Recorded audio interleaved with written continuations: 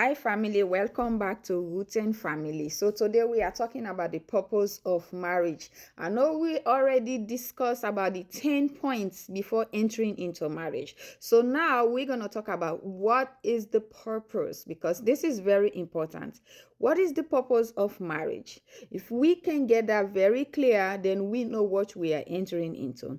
So the purpose of marriage is going to be found in Genesis 2. If you read verse 18, I'm not going to read it, but I want you to read that scripture because that is very important. It will tell you the main purpose of marriage.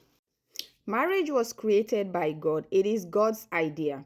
It is not man's idea. Before sin entered into the world, marriage was already created. It was created in the Garden of Eden. When God created man, the first man God created was Adam. And he made Adam. And he was like, wow, look how this good job I have done.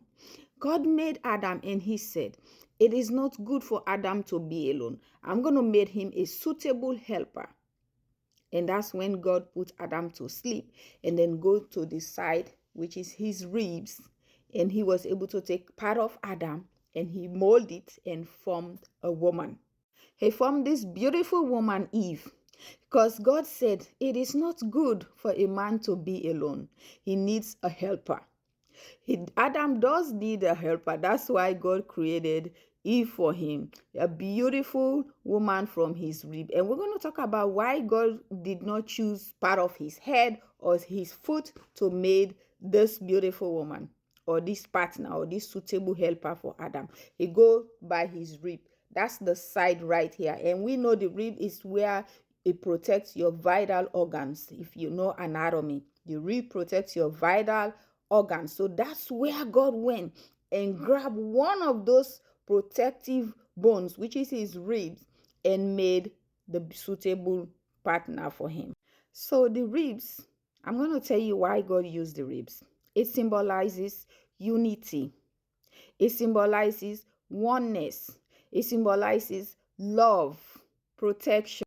Marriage is a unity. So the ribs represent that unity both of you gonna bring together in this union. And let me tell you, marriage was created by God. It's God's idea. It's not man's idea. Even though a lot of people nowadays are trying to hijack God's idea, I'm gonna say they plagiarizing God's idea. They're using God's idea. But marriage was God's idea. He came up with marriage. So I don't care what definition people put on their other things they try to do, they call it marriage.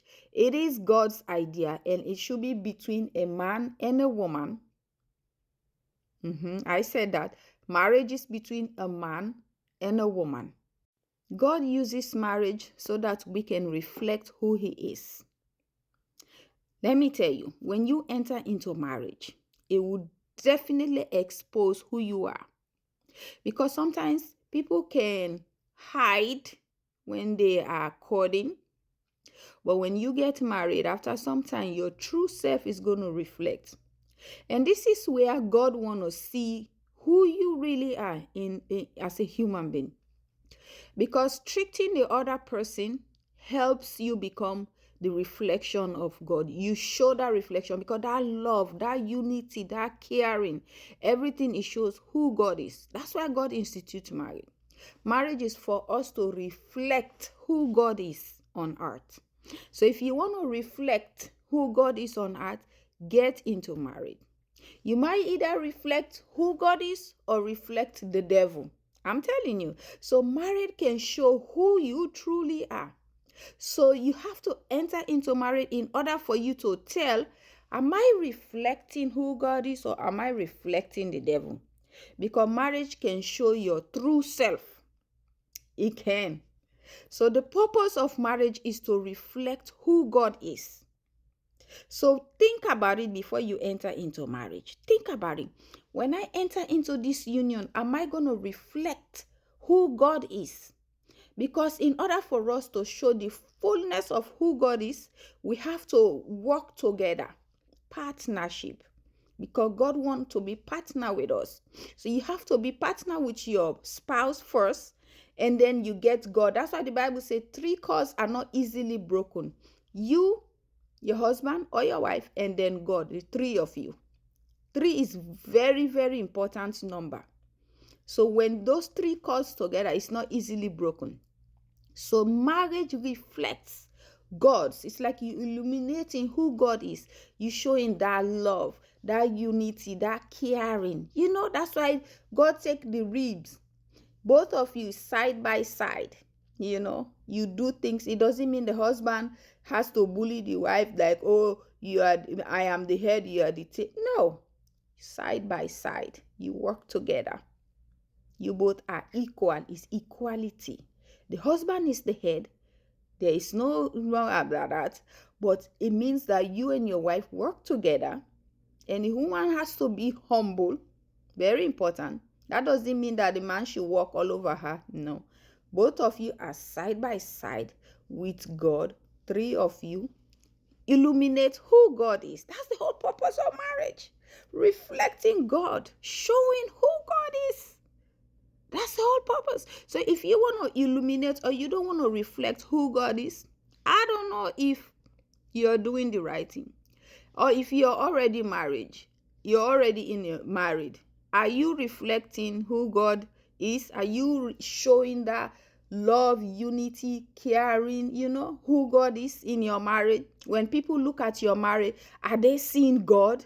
Are they seeing unity? When people look at your marriage, are they seeing love? Are they seeing that oneness? Are they seeing the reflection of God? That's the question we should ask ourselves. So the purpose of marriage is to reflect who God is on earth. So that when people see your marriage, they say, wow, this is God's doing. That's how your marriage is supposed to be. Reflect who God is. So the purpose of marriage is to reflect who God is on earth. Okay? I know this video is a little bit long, but I really want to emphasize on it. I thank you for watching, and I love you guys. Make sure you give me a like and a thumbs up. I love you guys. I'll see you guys soon in my next video. Bye.